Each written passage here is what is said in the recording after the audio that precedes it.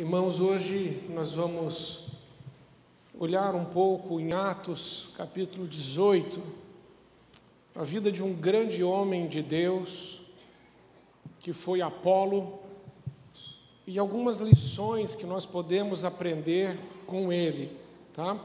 É Atos 18, a partir do versículo 23, nós vamos aprender aqui algumas coisas com Apolo, com Priscila, com Áquila, 23 em diante. A versão que eu estou usando é a Almeida Corrigida Fiel, tá? ACF, acho que é isso que você vai encontrar lá. E estando ali algum tempo, partiu passando sucessivamente pela província da Galácia e da Frígia, confirmando a todos os discípulos. E chegou a Éfeso um certo judeu chamado Apolo, natural de Alexandria, homem eloquente e poderoso nas Escrituras. Este era instruído no caminho do Senhor e fervoroso de espírito, falava e ensinava diligentemente as coisas do Senhor, conhecendo somente o batismo de João. Ele começou a falar ousadamente na sinagoga, e quando o ouviram, Priscila e Áquila o levaram consigo e lhe declararam mais precisamente o caminho de Deus. Querendo ele passar a Acaia, o animaram os irmãos e escreveram aos discípulos que o recebessem, o qual, tendo chegado, aproveitou muito aos que pela graça criam, porque com grande veemência convencia publicamente os judeus, mostrando pelas Escrituras que Jesus era o Cristo. Amém. Esse texto mostra, lá no versículo 23, que Apolo era de Alexandria. Alexandria era a segunda maior cidade do Império Romano. Alexandria era uma cidade de cerca de 600 mil habitantes. Portanto, para a época, ela era muito grande. Em Alexandria, havia uma universidade e uma biblioteca com cerca de 600 mil livros. É de lá que vem Apolo, um homem que possivelmente aprendeu com João Batista ou com os discípulos de João Batista acerca das Escrituras. E este homem sai de Alexandria, e então ele vem para Éfeso.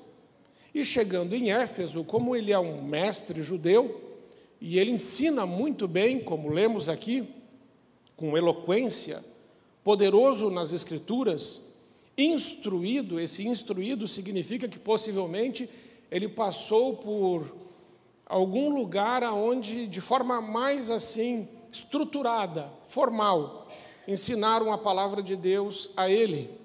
E ele era fervoroso em espírito, e ele falava com ousadia, ele falava com coragem a palavra de Deus. Mas ele ainda não conhecia Jesus Cristo. A revelação de Jesus Cristo ainda não havia chegado até ele.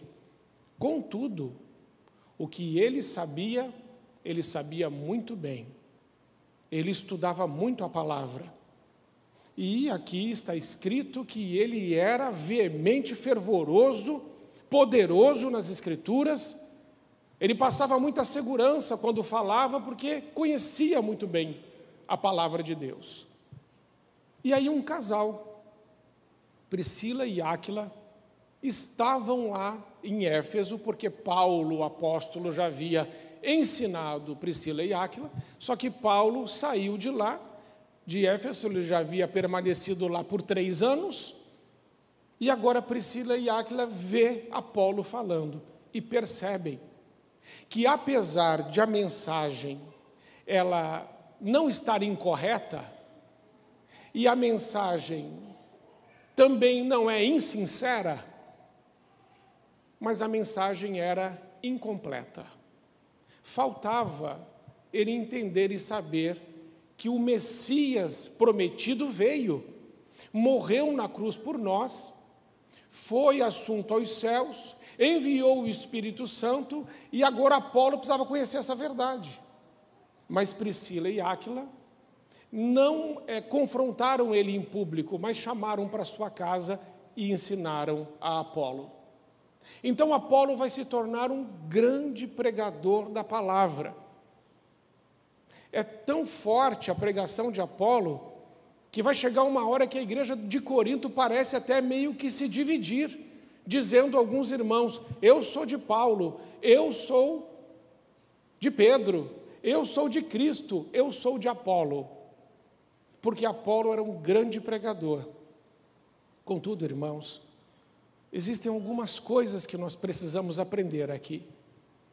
E a primeira coisa que eu quero que você reflita nesse texto, e que eu aprendo com Apolo, é que Apolo amava a palavra de Deus.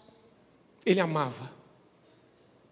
Porque ninguém pode falar da palavra de Deus com diligência, com ousadia, com fervor de espírito, com paixão, se não amar essa palavra. Ele amava essa palavra, muito semelhante aos bereanos. Hoje pela manhã eu estava conversando sobre isso, eu e a Márcia, e Atos, voltando uma página da Bíblia, Atos 17:11, a gente lembrou disso, está escrito assim: ora estes, os bereanos, foram mais nobres dos que estavam em Tessalônica, porque de bom grado receberam a palavra, examinando cada dia nas Escrituras. Quando Paulo vai pregar a palavra em Tessalônica, os tessalonicenses recebem a palavra, mas não são como os bereanos. Os bereanos examinavam a cada dia. E sabe o que isso significa? Que quando começamos a examinar a palavra a cada dia, o verbo de Deus, que é o Cristo vivo, começa a entrar dentro da gente. Você já viu João, capítulo 1, versículo 1? O que está escrito lá? O verbo se fez carne e habitou entre nós, não é? O verbo se fez carne, o verbo era Deus, o verbo estava com Deus. Mas lá no versículo 14 do capítulo 1, também vai dizer que o verbo se fez carne e habitou entre nós. Quem é o verbo? É Jesus. Por quem Paulo era apaixonado? Pelo verbo, pela palavra. Mesmo antes de conhecer a Cristo, ele já era apaixonado por ele, porque era apaixonado pela palavra dele. E quando nós começamos a nos apaixonar pela palavra de Deus, a palavra de Deus começa a transformar a nossa vida. Precisamos voltar a crer no poder transformador da palavra de Deus. Apolo não nasceu fervoroso, nem ousado, ele não nasceu poderoso nas Escrituras, ele se tornou.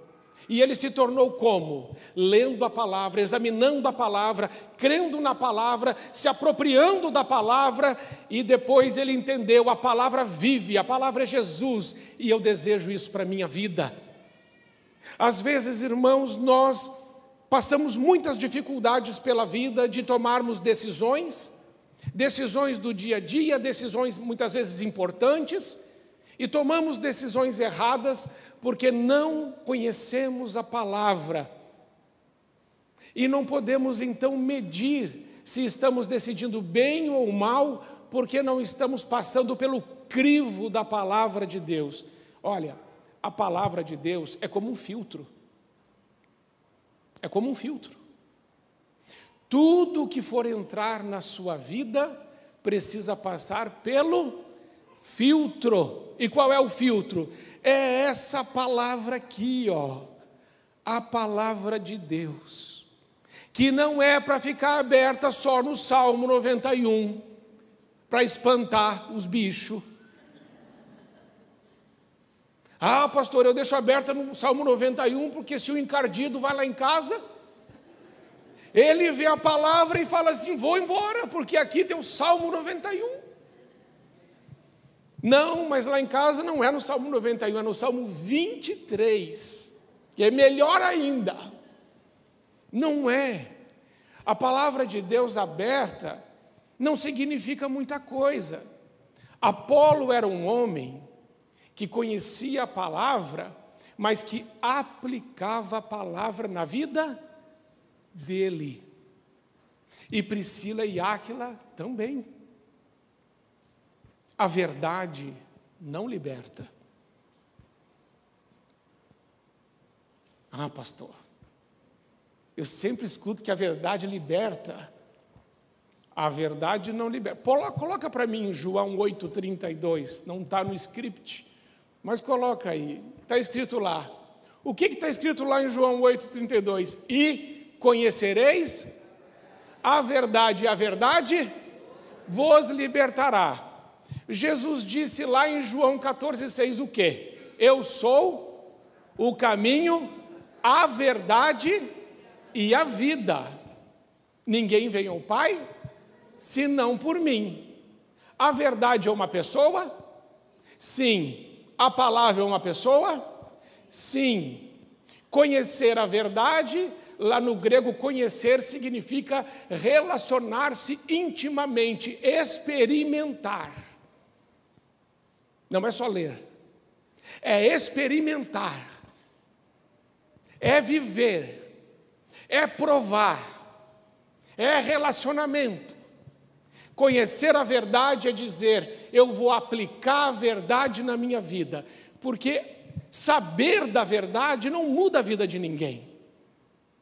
A verdade por si só ser dita não muda histórias, mas quando eu pego essa palavra, essa verdade, e eu aplico a verdade, então as coisas mudam.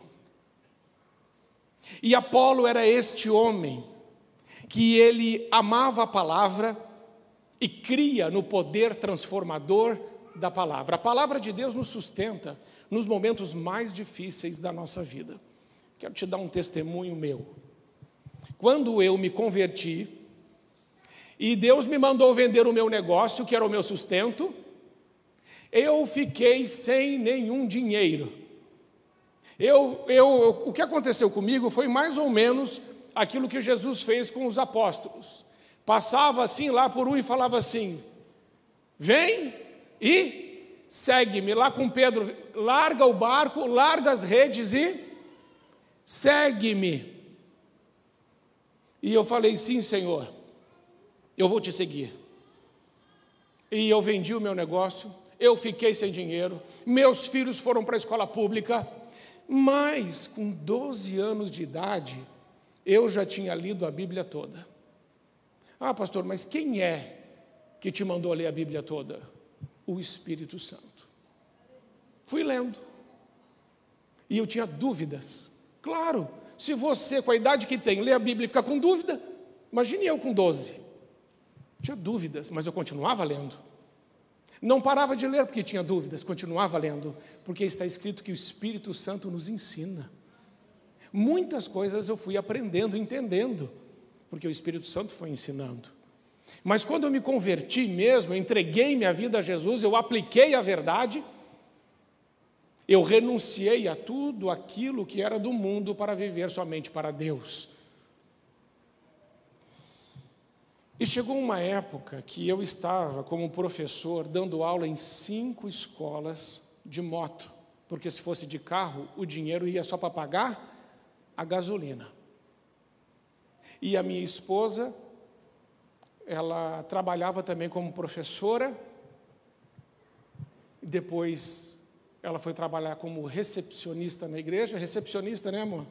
Atender telefone, depois secretária, depois se tornou ministra da Casa do Oleiro, mas a gente não tinha o dinheiro para pagar as contas. Então a minha esposa fazia pão, e o nome do nosso pão era maná. e ela vendia esse pão para complementar a nossa renda. Nós não podíamos sair nem um final de semana para comer fora. Na verdade, podia um domingo por mês, que é no dia do pagamento. Porque quando o salário vai acabando, é macarrão e salsicha. Você sabe disso. Mas a palavra de Deus nos fez passar por momentos muito difíceis com a cabeça erguida. Porque nós criamos e cremos que quem nos sustenta é Deus. Que aquele que manda, Ele é fiel para cumprir as suas promessas. Que se Deus te mandou fazer algo, pode fazer. Ainda que no momento te pareça estranho, ou te gere algum desconforto, não tem problema. Se você estiver obedecendo a Deus, creia numa coisa que eu vou te dizer: nada vai faltar para você. Eu não estou falando só de comida e de roupa, eu estou falando de alegria, de paz, de amor, de perdão, de compaixão, de misericórdia, de ar para a gente respirar dentro de casa, de paz. Apolo e os bereanos me ensinam que eu devo visitar a palavra de Deus e revisitar todos os dias e dela me alimentar, porque os bereanos, e isso aqui eu e a Márcia hoje juntos, e a Márcia me abriu os olhos para uma coisa nessa reflexão de Atos 17:11, põe para mim lá, está escrito assim: ora, estes foram mais nobres do que estavam em Tessalônica, porque de bom grado receberam a palavra, examinando cada dia nas Escrituras se estas coisas eram assim. Então eu olhava esse texto e falava assim: os bereanos são críticos, porque enquanto Paulo está pregando, eles estão lá olhando para ver se Paulo está falando o versículo bem certinho, para depois confrontar Paulo, falar: ó, o que você falou não está bem certinho não. Mas daí a Márcia falou assim: amor, eu acho que não é isso. Falei: sério? Ela falou: eu acho que eles examinavam não para confrontar, para achar defeito, para achar um erro no que Paulo estava falando, mas eles receberam de bom grado, e à medida que examinavam, o amor de Deus que está em Cristo Jesus começou a entrar dentro do coração deles, e eles examinavam para a vida deles. Eles examinavam porque queriam alinhar suas vidas com a palavra de Deus. Eles quiseram ter um estilo de vida próximo, o máximo possível do que diz a palavra de Deus. Quando nós começamos a examinar as Escrituras, ter vida devocional, dobrar os joelhos em casa, fazer oração, o amor de Deus que está em Cristo Jesus entra dentro do nosso coração, muda a gente, muda a nossa perspectiva, muda a forma de a gente enxergar, muda a forma de a gente pensar. Deus começa a colocar a sua palavra nos nossos lábios, e aí uma ousadia, um fervor, uma alegria, uma fé que vem do céu, invade a gente, e ninguém pode segurar isso porque vem de Deus. E aí nós começamos a ser canal da graça de Deus, e as pessoas vão olhando para a nossa vida e vendo diferença nela, e percebendo: Jesus está com essa pessoa, Deus está abençoando essa família, eles têm vida de Deus. Irmãos, às vezes, nossa mente está dividida, porque a palavra de Deus não entrou ainda dentro de nós. Muitas vezes nós brigamos e discutimos, somos críticos e chatos, fofoqueiros e mentirosos, arrogantes e preconceituosos, porque a palavra de Deus ainda não entrou dentro de nós como deveria. Porque quando a palavra de Deus entra dentro da gente, ela tem o poder de nos transformar de dentro para fora. Você já reparou gente que está há 200 anos na igreja e não muda? Já? Os Matusalém? Não é o Álvaro não, viu? Não é o... Os Matusalém aí, estão aí, Batistossauro Rex, 2000 anos na igreja, do mesmo jeito. Irmão, você está lendo a Bíblia? A Bíblia muda a gente. Quero desafiar os irmãos a começarem a examinar todos os dias as Escrituras. Irmãos, eu estou fazendo isso. E sabe o que está acontecendo? Quanto mais eu faço isso, mais o Espírito Santo queima o meu coração de que nós precisamos ganhar Montenegro para Jesus. Mais ele queima o meu coração de que pessoas que estão pensando em se matar vão parar com esse pensamento e se encontrar comigo. Mas eu creio que a minha boca pode ser canal da graça de Deus. Mas eu creio que a minha vida pode ser um instrumento de salvação. Mas eu acredito e eu acredito. Só que daí eu não me aproximo de forma crítica, preconceituosa, arrogante, mas eu tenho amor. Irmãos, os pecadores amavam estar perto, sabe de quem? De Jesus. As prostitutas queriam estar perto dele. Os cobradores de impostos, os fariseus, todo mundo gostava de estar perto dele, porque ele era amor. Era o amor que estava andando sobre a terra. Se nós lermos mais a palavra e aplicarmos essa verdade, o amor de Deus que está em Cristo Jesus, o nosso Senhor, muda a nossa vida, a nossa forma de pensar, e os resultados que não conseguimos alcançar, vamos conseguir alcançar pelo poder da palavra de Deus. A palavra de Deus muda as nossas prioridades. A palavra de Deus muda a nossa rotina.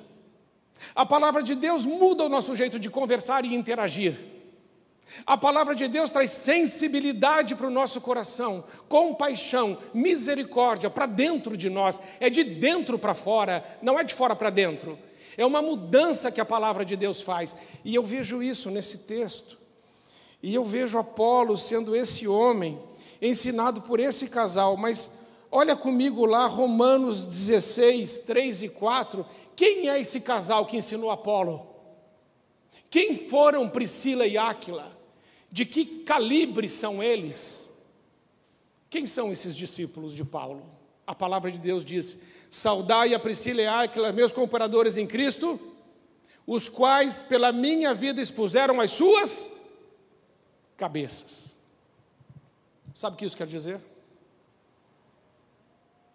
Priscila e Áquila não tinham a sua vida por preciosa. Eles queriam fazer o que Deus mandasse.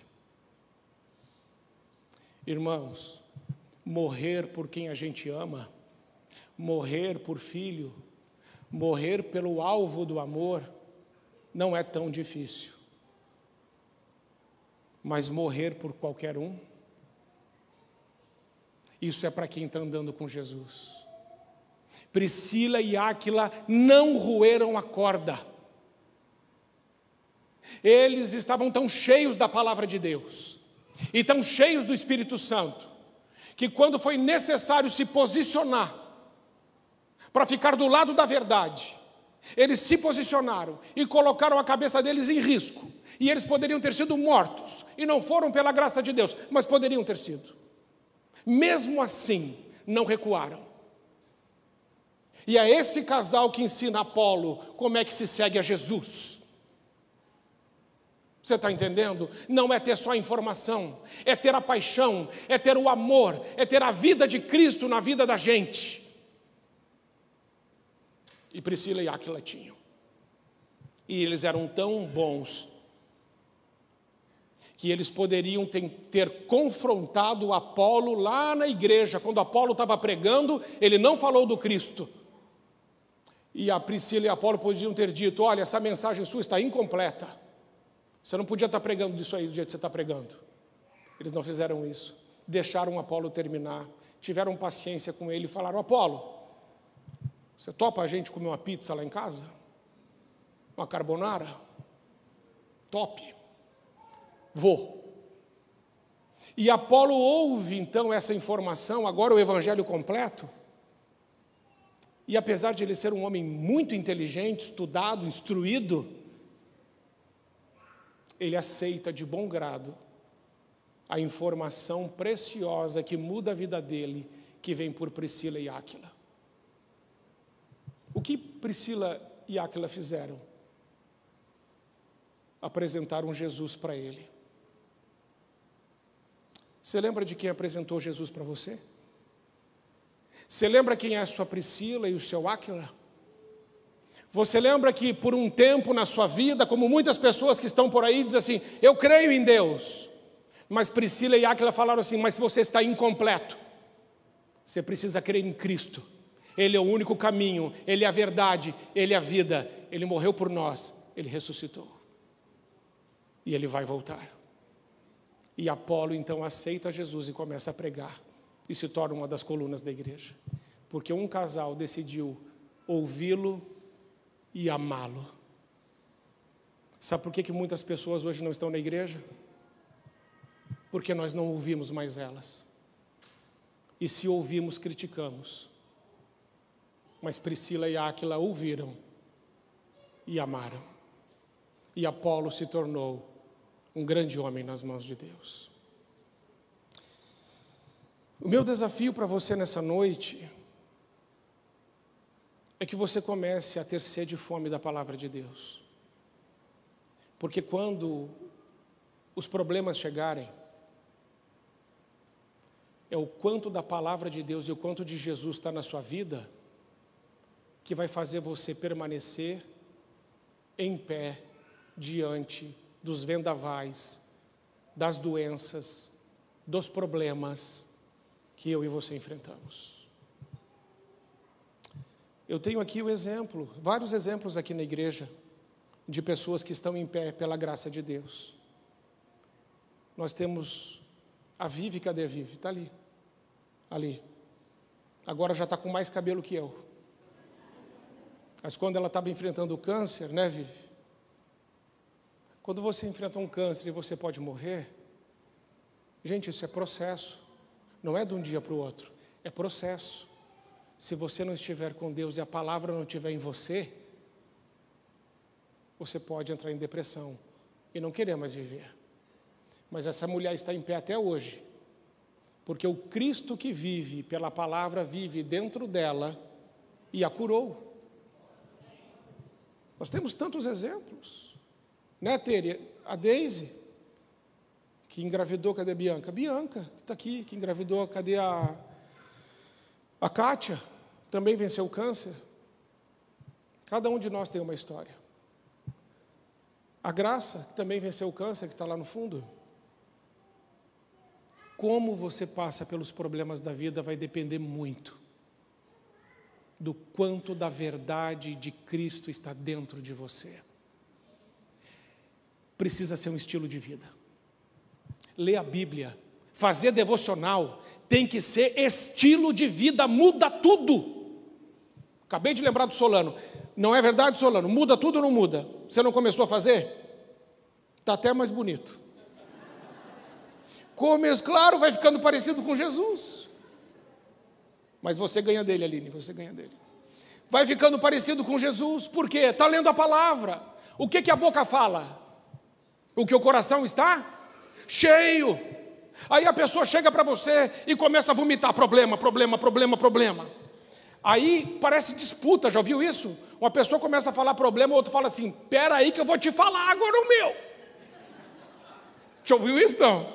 Aí aquela pessoa começa a falar mais problema, e parece uma competição para ver quem é o mais problemático. Não tem isso? Agora imagine a pessoa vomitar um monte de problema, e você fala assim, espera aí, eu vou dar descarga. Pronto, agora deixa eu te contar uma coisa boa, Jesus está aqui. A coisa vai mudar. Ele é poderoso, Ele fez muitas coisas na minha vida, eu já vivi todos esses problemas aí, mas de todos eles, Deus me levantou. Oh, glória! Você está entendendo? Sua boca é canal da graça de Deus, se o seu coração estiver cheio da palavra de Deus. A boca fala do que o coração está cheio. Se crerdes, diz a Bíblia, verão a glória de Deus. Nada é impossível àquele que crê. Mas crê no quê? Na palavra de Deus. A palavra de Deus não muda, gente. A gente que muda. Toda hora a gente está mudando. A nossa opinião, quantas vezes você já mudou de opinião? Quantas vezes? Você já andou com gente assim que fala assim, vamos por aqui, pela direita. Aí você está indo, ela fala assim, não, eu tive uma outra ideia. Eu acho que é melhor agora a gente ir pela esquerda. Não, para, dá ré. Você fala assim, gente, você está indo para onde?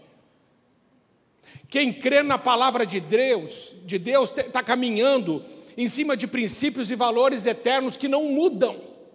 Quem anda na palavra de Deus não tem duas opiniões, é uma só. Seja o seu sim, sim, e o seu não, não. Não é não hoje, não amanhã, não depois de amanhã. Não o resto da vida, porque está em cima de um princípio. E o que é sim, e o que é não. E gente assim passa confiança, segurança, credibilidade. Por quê? Porque vive por princípios e princípios eternos que glorificam a Deus. Você vai encontrar um monte de gente desanimada pelo caminho, gente doente, gente problemática, gente deprimida, gente desesperançosa. E aí você precisa dizer, Senhor, me faz como Apolo, veemente, poderoso nas Escrituras, que fala com ousadia, com intrepidez, que te ama, que tem vida contigo, que te conhece e que sabe que o Senhor é poderoso para mudar qualquer realidade. Ajuda-me, Senhor, a ser uma boca, um canal da tua glória, da tua graça nesse tempo.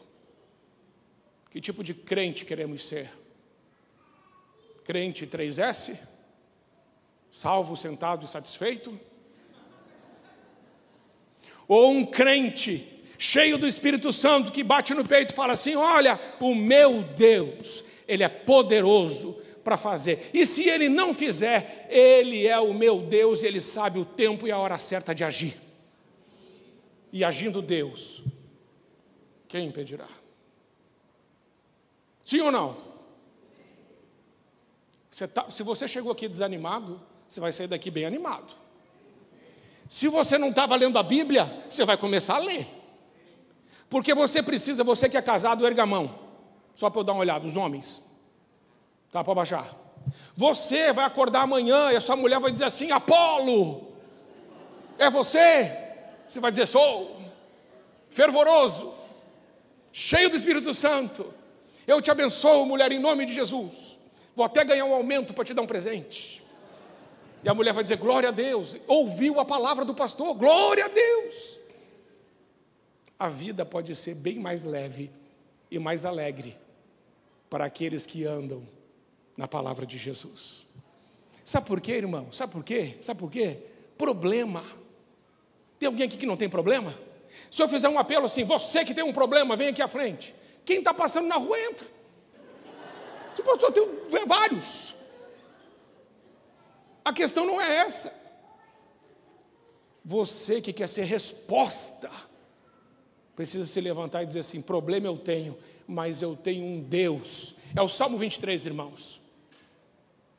O cara estava cheio de problema. E o pastor falou para ele assim, irmão, lê o Salmo 23. Aí o irmão leu.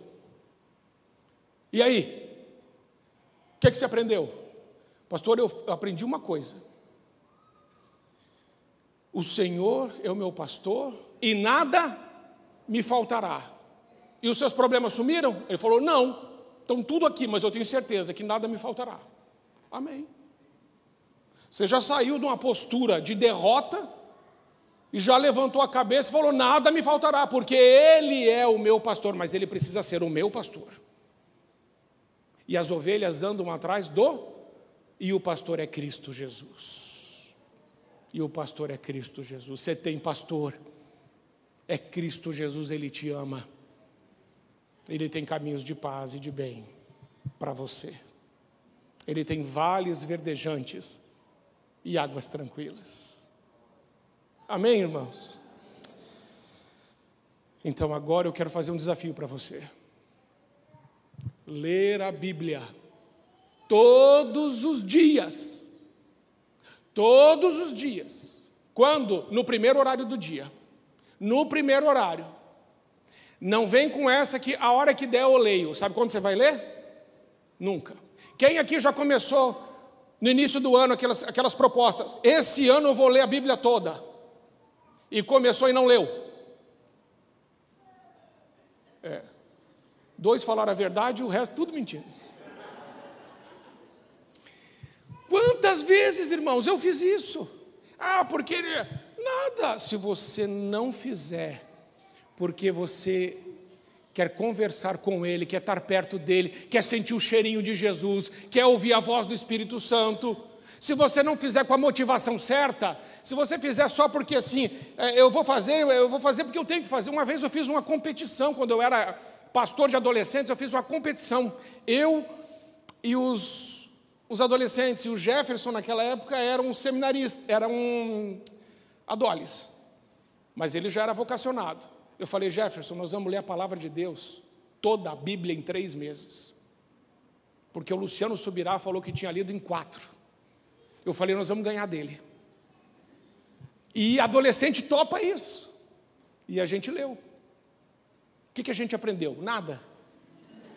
Nada, porque foi corrido. Mas a gente leu. Eu não quero que você faça isso. Leia a Bíblia, medite na palavra. Fala, Espírito Santo, fala comigo. Eu não sei quem eu vou enfrentar hoje. Senhor, eu estou começando o dia agora, eu não sei com quem eu vou conversar hoje, eu não sei o que vai acontecer hoje, eu não sei nada. Eu quero ter a convicção de uma coisa nessa manhã. Tudo o que vai acontecer na minha vida, o Senhor está comigo. Começa o dia falando contigo para não passar o dia falando com o diabo. Dá um amém aí. Amém. Entendeu? Quem não começa o dia falando com Deus, pode passar o dia falando com o encardido. Você não precisa disso. Quando você não começa orando, sabe o que acontece? Você está lá, tudo bem, está tudo certo lá na sua vida, e de repente vem um pensamento ruim na sua cabeça. Você estava alegre, você estava bem, de repente veio um pensamento ruim, o seu humor mudou. Você mudou. A sua alegria foi roubada porque o ladrão de alegria chegou. E o ladrão de alegria é o diabo. E ele roubou de você a sua alegria, você deixou. Quando você começa o dia falando com Deus, o diabo vem, coloca um pensamento ruim na sua mente, você fala assim, fora. A minha mente é para a glória de Deus, eu vou pensar em tudo que é bom, tudo que é agradável, tudo que é de boa fama, tudo que tem virtude, tudo que tem louvor. É isso que estará na minha mente, para a glória de Jesus, e eu sigo em frente com Ele, e Ele está comigo. Amém? Então, a gente se anima juntos. A gente se anima. Então, eu quero fazer um apelo para você, que não está vivendo uma vida devocional diária. Está na hora de começar. Começar hoje, quando chegar em casa. E amanhã de manhã, continuar. Quem topa? Na igreja o senhor pergunta isso, quem é que não vai topar? Vamos ficar em pé. Eu quero orar junto com você. Quero orar sobre isso. Gente, isso é muito sério. O Apolo foi o grande homem de Deus que foi. E os bereanos foram grandes homens e mulheres de Deus. E mulheres cheias do Espírito Santo. Porque eles amavam a palavra de Deus. Infelizmente, hoje, em alguns cultos, tem pessoas que iniciam o culto no celular e terminam o culto no celular. E existem outras pessoas que conversam o culto inteiro. Eu não estou falando aqui, irmãos. Aqui, se olhar nas costas de vocês, tem até asa aí já nascendo. Tudo anjo. Mas tem gente que desfoca, vai para Nárnia, enquanto devia estar aqui, prestando atenção na palavra. Os bereanos e Apolo, eles examinavam, eles ouviam, eles eram apaixonados pela palavra de Deus. Volte a se apaixonar. Volte a se apaixonar por Jesus. Não tem como você agradá-lo sem conhecê-lo, sem obedecê-lo. Então esse é o meu desafio a todos os irmãos. Voltem a ler a Bíblia. Eu sei que você tem bons livros para ler, mas a Bíblia é melhor que todos eles. porque nela está a vida eterna. Amém? Enquanto nós vamos louvar ao Senhor, nós vamos ter um louvor, né? Quando você estiver louvando, vai falando com Deus sobre isso. E ainda que seja 15 minutos por dia, assume um compromisso, você e Deus, de vocês conversarem todos os dias um pouquinho. Vamos louvar ao Senhor.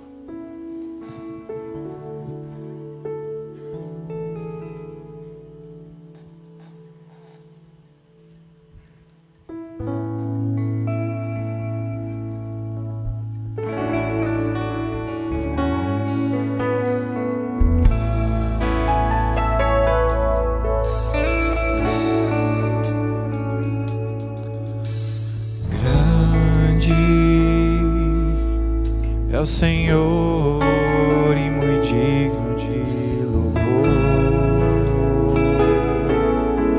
na cidade do nosso Deus, seu santo monte.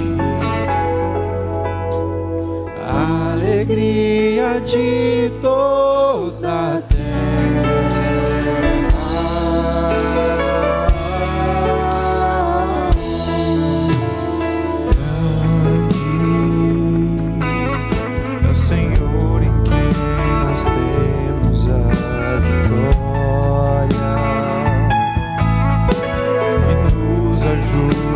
Contra o inimigo,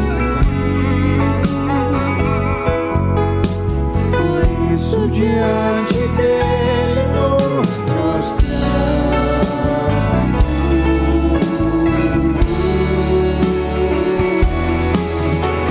Queremos o teu nome engrandecer e agradecer-te por obra em nossas vidas. Confiamos em teu infinito amor, pois só tu és o Deus eterno sobre toda a terra e céu.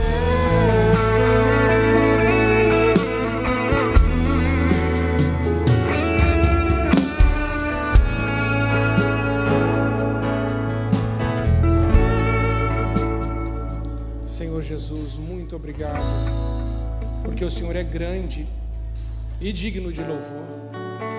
E nessa noite nós assumimos, Pai, como igreja, um compromisso contigo, de não nos apartarmos da Tua santa palavra, e que a Tua santa palavra, que é verdade e vida, ela flua por meio de nós, e que quando ela passe por dentro de nós, e ela vai passando, ela possa ir, e certamente irá nos curando, nos transformando, renovando a nossa mente, transformando o nosso caráter e nos dando uma vida que glorifica e honra e exalta o nome de Jesus Cristo, nosso Senhor.